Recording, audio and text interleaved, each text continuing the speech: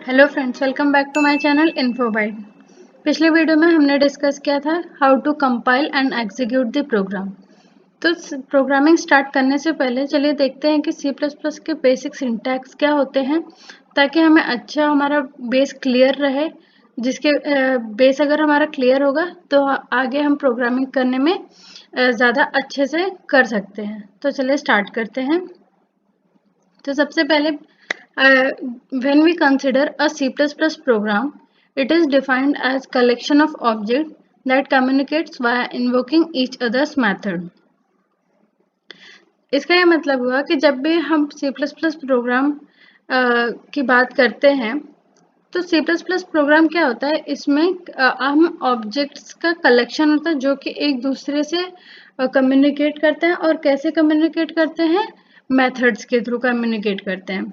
चलिए अब देखते हैं, इसको थोड़ा ब्रीफली में समझने की कोशिश करते हैं। तो हमारे कुछ कंसेप्ट्स होते हैं जैसे ऑब्जेक्ट, क्लास, इंस्टेंस, वेरिएबल्स। इस तरह के कंसेप्ट्स को समझने की थोड़ी कोशिश करते हैं। सबसे पहला होता है ऑब्जेक्ट। ऑब्जेक्ट क्या होता है? Anything which have property and behaviour is known as object. जैसे कि हम देखते हैं एक एग्जांपल डॉग का। डॉग के पास में प्रॉपर्टीज होंगी। क्या प्रॉपर्टीज हो सकती है? उसका कलर, नेम, ब्रीड, और उसमें क्या होगा? साथ में बिहेवियर होगा। बिहेवियर कैसे? जैसे barking, waging, eating.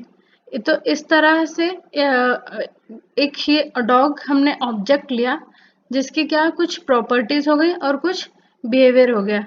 An object is an instance of a class. Object को हम और क्या कह सकते हैं कि वो क्लास का एक इंस्टेंस है। नेक्स्ट देखते हैं कि क्लास क्या होती है।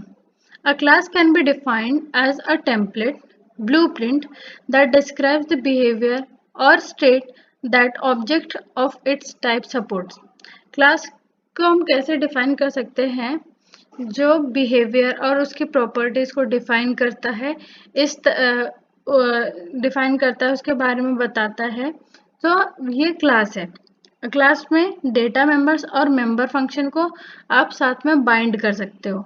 जब भी आप डेटा मेंबर और मेंबर फंक्शन को बाइंड करते हो एक सिंगल एंटिटी में, तो जो ये सिंगल एंटिटी होती है उसे क्लास बोला जाता है। जैसे यहाँ पे देखिए, इसका सिंटेक्स होता है, सबसे पहले आपको लिखना है क्लास, फिर उसके बाद में क्लास का जो भी आप नेम रखना चाहते हैं, देन कर्ली ब्रेसेस ओपन करेंगे, और फिर उसके बाद में डेटा मेंबर्स जितने हैं आप वो लिख दीजिए, फिर मेंबर फंक्शन जितने हैं वो लिखिए। फिर उसके बाद में एंड में जब हम कोई नॉर्मल मेथड बनाते हैं तो एंड में जब कर्ली ब्रेसेस लगाते हैं उसके बाद में सेमीकोलन का यूज नहीं करते हैं। बट जब हम क्लास बनाते हैं उस टाइम पे हमें एंड में सेमीकोलन देना पड़ता है। अब नेक्स्ट कंसेप्ट पढ़ते हैं, मेथड्स क्या होते हैं। मेथड क्या होता है? जैसे कि जो फंक्शन है उसी को मेथड भी बोला जाता है। A method is basically a behaviour. A class can contain many methods. Behaviour मतलब उसमें, क्योंकि हम डेफिनेशन देते हैं कि वो क्या करने वाला है, बिहेवियर क्या है, उसमें क्या सेट ऑफ एक्शंस है वो लिखते हैं। It is in method where the logics are written, data is manipulated and all the actions are executed. अब देखते हैं इंस्टेंस वेरिएबल क्या होता है। Each object has its unique set of instance variables. हम ऑब्जेक्ट को क्या कहते हैं कि इंस्टेंस ऑफ अ क्लास। हर एक ऑब्जेक्ट का एक unique set of instance variables होंगे। An object state is created by the value assign to these instance variable. जो आप ऑब्जेक्ट क्रिएट करेंगे, जैसे आपने क्लास बना ली तो क्लास का आप एक ऑब्जेक्ट क्रिएट करेंगे, फिर उस ऑब्जेक्ट को जो वैल्यू आप असाइन करेंगे तो वो वैल्यू क्या होगी? आप इंस्टेंस वेरिएबल्स को असाइन कर रहे होते हैं। Next tokens. अब ये तो हमने ठीक है देख लिया कि क्लास, इंस्टेंस वेरिएबल, मेथड्स क्या होते हैं। अब नेक्स्ट बहुत ही इंपॉर्टेंट है टोकन्स। बहुत डिफरेंट तरह के टोकन्स होते हैं सी प्लस प्लस में। A C++ program consists of various tokens, and a token is either a keyword, an identifier, a constant, a string literal or a symbol. तो जैसे बहुत तरह के टोकन्स में बता रही थी आपको, तो वो क्या क्या हो सकते हैं? कीवर्ड हो सकता है, आइडेंटिफायर हो सकता है, कांस्टेंट हो सकता है, स्ट्रिंग लिटरल्स हो सकता है और सिंबल्स हो सकता है। जैसे यहाँ पे एक एग्जांपल देखिए, यहाँ एक प्रोग्राम लिखा है हेलो वर्ल्ड प्रिंट कराने का। इस छोटे से प्रोग्राम हेलो वर्ल्ड प्रिंट कराने में हमने कितने टोकन्स का यूज किया है, अलग अलग तरह के। जैसे यहाँ कीवर्ड की बात करें तो कीवर्ड कौन कौन से हो जाएंगे, यहाँ पे इंक्लूड कीवर्ड हो गया, यूजिंग कीवर्ड हो गया, इंट, सी आउट, रिटर्न, ये सब हमारे कीवर्ड्स हो गए। फिर अब आइडेंटिफायर की बात करें तो इसमें फिलहाल कोई आइडेंटिफायर आपने बनाया नहीं। आइडेंटिफायर वो होता है जो आप नाम खुद से देते हो, जैसे वेरिएबल्स के नाम आप देते हो उसे आइडेंटिफायर बोलते हैं। कांस्टेंट, जो भी कांस्टेंट वैल्यू आप प्रोवाइड कर रहे हैं हम उसे बोलते हैं। और फिर उसके बाद में यहाँ पे हमने कमेंट्स का यूज किया है। तो ये हो गया पर्टिकुलर कि जो भी प्रोग्राम है, प्रोग्राम का हर एक पार्ट एक टोकन होता है, जो सबसे smallest individual unit of program है, ऐसा आप कह सकते हैं। Smallest individual unit of a program is known as token, इस तरह से भी आप इसे डिफाइन कर सकते हैं। तो अब देखते हैं सेमीकोलन। जैसे मैंने पिछले वाले प्रोग्राम में आपने देखा होगा कि सेमीकोलन का यूज किया। तो सेमीकोलन किस लिए यूज होता है? इन C++, semicolon is a statement terminator. That is, each individual statement must be ended with a semicolon. It indicates the end of one logical entity. तो सेमीकोलन का यूज क्यों जरूरी होता है? क्योंकि कंपाइलर को कैसे पता चलेगा कि मेरा स्टेटमेंट यहाँ पर खत्म हो गया है। तो बताने के लिए कंपाइलर को कि यहाँ स्टेटमेंट खत्म हो चुका है, हम यूज करते हैं सेमीकोलन का। और सेमीकोलन जब यूज किया आपने तो कंपाइलर क्या होगा कि नेक्स्ट लाइन में उसका एग्जीक्यूशन नेक्स्ट लाइन में चला जाएगा। For example the following are the 3 different statements. जैसे यहाँ पे देखिए x is equal to y, मैंने x को क्या वैल्यू असाइन कर दी, जो y की वैल्यू है वो x को असाइन कर दी, और उसके बाद में सेमीकोलन यूज किया। क्यों? क्योंकि अगर मैंने इस तरह से लिखा है x is equal to y और उसके बाद सेमीकोलन का यूज नहीं किया है, तो कंपाइलर को कैसे पता चलेगा कि नेक्स्ट जो स्टेटमेंट लिखा हुआ है उसे उस लाइन पे जाना है? वो तो सर्च करता रहेगा। तो वहां पे आपने कर दिया तो कंपाइलर नेक्स्ट लाइन पे जाएगा। फिर नेक्स्ट लाइन देखिए, y is equal to y plus 1। अब y में y की वैल्यू 1 से मैंने इंक्रीमेंट कर दी और x और y की वैल्यू को यहाँ पे एडिशन कर रही हूँ। तो इस तरह से ये 3 स्टेटमेंट्स लिख दिए, और इन्हीं 3 स्टेटमेंट्स को आप और कैसे लिख सकते हो वो मैं आपको थोड़ी देर में बताऊंगी। A block is a set of logically connected statement that are surrounded by opening and closing braces. तो सेमीकोलन क्या होता है कि जब भी आप कोई स्टेटमेंट लिखते हो उसका टर्मिनेशन हो गया। इसी तरह से ब्लॉक भी, जैसे brace opening and closing braces होते हैं, वो भी इसी तरह का ही काम करते हैं सेमीकोलन की तरह। जैसे यहाँ पे ये ओपनिंग और यहाँ क्लोजिंग ब्रेसेस आपको दिख रहा होगा, और इसके बीच में हमने 2 लाइंस लिखी है, सी आउट और रिटर्न 0 की लाइन लिखी है। इसका भी यही मतलब हुआ कि ये यहाँ पे हमारा ये ब्लॉक फिनिश हो गया है। जो ब्लॉक के अंदर लिखते हैं तो उससे कंपाइलर को पता चलता है कि ये पर्टिकुलर एक ब्लॉक यहाँ पे फिनिश हो रहा है और नेक्स्ट ब्लॉक शुरू होने वाला है। इस तरह से आप कर सकते हो। A line termination in C++. C++ does not recognize the end of the line as a terminator. For this reason, it does not matter where on a line you put a statement.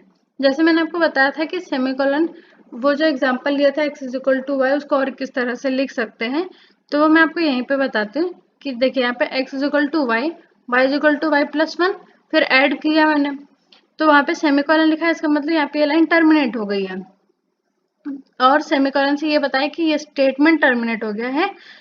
तो और लेकिन line कैसे terminate होगी? जहां आपने semicolon लिखा उसके just बाद में वो चला जाएगा। तो उसको आप इस तरह से भी लिख सकते हैं, एक ही लाइन में x is equal to y, y फिर semicolon, y is equal to y plus 1 semicolon, then add x और y। इस तरह से भी आप लिख सकते हो। सो इसमें एंड ऑफ लाइन को C++ में एंड ऑफ लाइन इस तरह से आप कहाँ पे टर्मिनेट हो रही है, आप चाहो तो एक ही लाइन में पूरा अपना प्रोग्राम लिख दो, बट ये क्या होता है कि फिजिबल नहीं होता, क्योंकि फिर उससे कंफ्यूज हो जाएंगे। इवन आप खुद कंफ्यूज हो जाओगे कि एक लाइन में कहाँ क्या लिखा है, और फिर आपको समझ नहीं आएगा, तो प्रॉपर इंडेंटेशन नहीं होगी प्रोग्राम में। तो उसमें अगर आप किसी और को वो प्रोग्राम देते हो तो उसे भी समझ में आएगा, यूजर फ्रेंडली नहीं होगा फिर वो। अब C++ आइडेंटिफायर्स की बात करते हैं। जैसे कि आइडेंटिफायर्स भी एक टोकन ही होता है। So in C++, identifier is a name used to identify a variable. इसके नाम से ही आपको पता चल रहा होगा, आइडेंटिफायर मतलब किसी चीज को आइडेंटिफाई करने का काम कर रहा है। तो C++ में आइडेंटिफायर का काम होता है वेरिएबल्स को आइडेंटिफाई करना, फंक्शंस को आइडेंटिफाई करना, क्लास को आइडेंटिफाई करना, मॉड्यूल या फिर कोई भी यूजर डिफाइंड आइटम है उसके लिए आप आइडेंटिफायर का यूज करेंगे। An identifier starts with letter A to Z, capital or small, or an underscore followed by 0 or more letters. Underscore या फिर उसके बाद में आप डिजिट और डिजिट्स का भी यूज कर सकते हो। इसमें रूल होता है आइडेंटिफायर जब आप क्रिएट करते हो, तो आइडेंटिफायर क्रिएट करने के टाइम पे आपके पास में रूल्स होते हैं कि उसमें आप सिर्फ यही यूज कर सकते हो जो यहाँ पे मैंने आपको बताया है कि capital alphabet, small alphabets, underscore का यूज कर सकते हो और डिजिट्स का यूज कर सकते हो। इनके अलावा 0 to 9 डिजिट्स का यूज कर सकते हो। इनके अलावा अगर आपने कुछ और यूज किया तो प्रोग्राम में एरर आएगी और वो वैलिड आइडेंटिफायर नहीं होगा। जैसे अब यहाँ पे देखिए एग्जाम्पल मैं आपको बता रही हूँ, इन्फोबाइट। इस इन्फोबाइट में आई कैपिटल है, देन दूसरा एक बनाया है आइडेंटिफायर, उसमें आई स्मॉल में है। तो ये दोनों मेरे आइडेंटिफायर्स हैं, बट क्योंकि यहाँ पे आपका कैपिटल लिखा है आपने और यहाँ पे स्मॉल लिखा है, तो ये दोनों क्या होंगे, डिफरेंट होंगे, इन्हें डिफरेंट ट्रीट किया जाएगा बाय द कंपाइलर, क्योंकि केस सेंसिटिव होता है इस वजह से। अब कुछ वाइट स्पेसेस होती हैं जब आप प्रोग्राम लिख रहे होते हो, तो उसमें वाइट स्पेसेस कहीं कहीं नेसेसरी होती है और कहीं आप ऐसे भी दे सकते हो जिसे कंपाइलर इग्नोर कर सकता है। A line containing only white spaces, possibly with a comment, is known as a blank line, and C++ compiler totally ignores it. जब आप उसमें कमेंट लिखते हो, कमेंट क्या होता है नेक्स्ट वीडियो में मैं डिस्कस करूंगी, नेक्स्ट वीडियोस में डिस्कस करने वाली हूँ कि कमेंट्स क्या होते हैं, कितने टाइप्स के होते हैं, उसके बारे में डिस्कस करेंगे। यहाँ पे फोकस करते हैं वाइट स्पेस पर।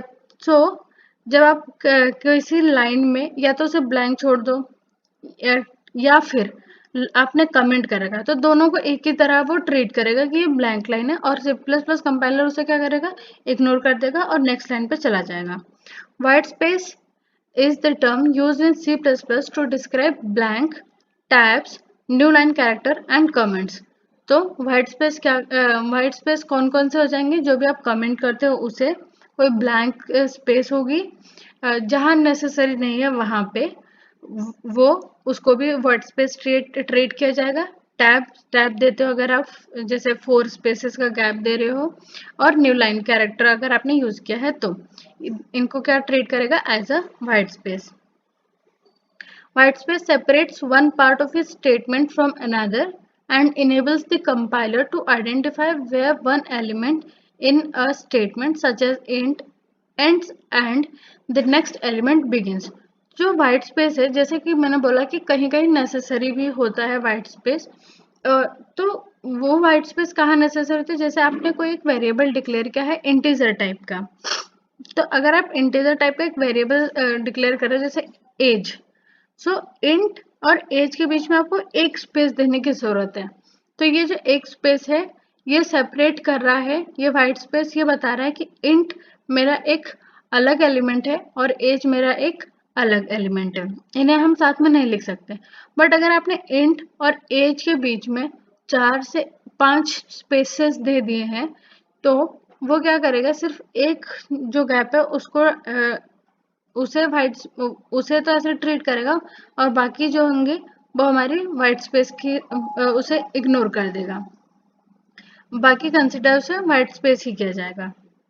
There must be at least one white space, तो जैसे इसमें मैंने बताया कि इंट और एज के बीच में एक होनी चाहिए, so there must be at least one white space character, usually a space between int and age for the compiler to be able to distinguish them। नहीं तो फिर क्या होगा, एम्बिग्यूटी आ जाएगी, उसको समझ में नहीं आएगा, उसे लगा कि ये कोई आपने INTAGE नाम का एक वेरिएबल डिक्लेयर किया जिसका आप टाइप देना भूल गए हैं, तो वो उस टाइप की एरर आएगी। On the other hand in this statement, जैसे यहाँ पे देखिए fruit is equal to apple plus oranges then semicolon, और फिर यहाँ पे कमेंट में लिखा हुआ है get the total fruits. So अब इसमें क्या होगा, no white space character are necessary between fruit and equal to. तो फ्रूट और इक्वल टू के बीच में कोई वाइट स्पेस कैरेक्टर की जरूरत नहीं है। जैसे मैंने बताया कि एक वाइट स्पेस की जरूरत पड़ती है, बट यहाँ कोई जरूरत नहीं है क्योंकि फ्रूट और इक्वल टू को कंपाइलर अलग ही समझेगा, और इक्वल टू और एप्पल्स के बीच में भी जरूरत नहीं है, एंड सिमिलरली एप्पल प्लस के बीच में जरूरत नहीं, प्लस और ऑरेंजेस के बीच में जरूरत नहीं है वाइट स्पेस की। But still you are free to include some if you wish for the readability purpose. मतलब इजीली आप अगर मतलब जैसे समझने के लिए हम अगर इस तरह से प्रेजेंट करेंगे हमारा कोड, तो इसमें क्या होगा कि हमें समझ अच्छे से आ जाएगा कि अच्छा ये इस तरह से ऐड हुआ है। बट अगर आपने जैसे ठीक है यहाँ पे तो एडिशन का है, मल्टीप्लिकेशन है, कुछ लंबी इक्वेशन हो गई जिसमें एडिशन मल्टीप्लिकेशन डिवीजन परसेंटेज इस तरह से कुछ कैलकुलेशन हुई, और आपने फिर उसमें स्पेसेस नहीं दिया, प्रॉपर ब्रैकेट्स के बीच में स्पेस नहीं दिया, तो फिर उसमें क्या होगा कि बहुत ज़्यादा कंफ्यूजिंग हो जाएगा, फिर आप इजीली आप उसे रीड नहीं कर पाओगे। तो इसमें आपके पास में यहाँ पे ऐसे परमिशंस है कि आप यूज़ कर सकते हो, अगर आपके ऊपर डिपेंड करता है। you are free to use the white spaces if you want. So ये मैं हमने देखा कि C++ के बेसिक जो कंसेप्ट होते हैं, जैसे क्लास क्या होती है, ऑब्जेक्ट क्या होते हैं, इंस्टेंस वेरिएबल्स क्या होते हैं, फिर हमने स्टडी किया about identifiers, keywords, white spaces क्या होते हैं, एंड टोकन क्या होता है, इसके बारे में रीड किया। नेक्स्ट वीडियो में मैं आपके साथ में डिस्कस करूँगी ट्राईग्राफ्स बहुत कॉमन सा टॉपिक तो नहीं कह सकते क्योंकि ये इसके बारे में मैं आपको उसी वीडियो में डिस्कस करूंगी, बट स्टिल इसकी जानकारी हमें होनी चाहिए क्योंकि कई बार क्या होता है कि इंटरव्यू में पूछ लेते हैं कि ट्राईग्राफ क्या होता है। हालांकि उसका यूज़ इतना नहीं है, but still interview point of view से ये बहुत इम्पोर्टेंट है, तो उस वीडियो को भी ज़रूर देखिएगा। Thank you for watching this video, I hope you like it. आपको कोई सा भी डाउट है कमेंट करके ज़रूर बताइए, एंड आपने इसमें क्या नया सीखा, कोई आपका डाउट है उसे ज़रूर कमेंट में लिखिएगा, और प्लीज़ मेरे चैनल को सब्सक्राइब कर दीजिए ताकि मेरी जैसे नई वीडियो आती है आप उसे तुरंत देख पाएँ। बेल आइकन को भी प्रेस कर दीजिए ताकि आपके पास में नोटिफिकेशन चले जाए। Thank you.